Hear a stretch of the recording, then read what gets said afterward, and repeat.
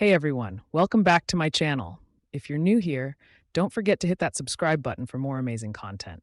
Today, we're going to uncover the secrets to achieving financial freedom that have been hidden by the elites and big corporations for years.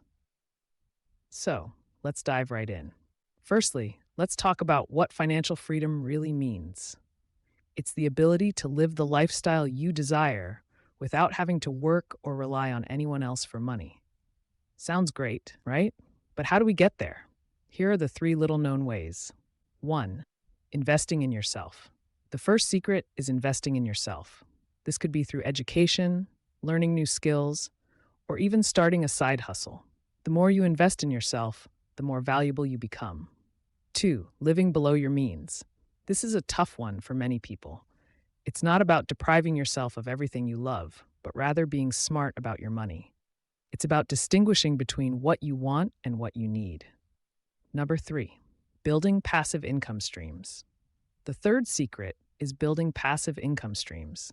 This could be through real estate, investing in the stock market, or starting an online business.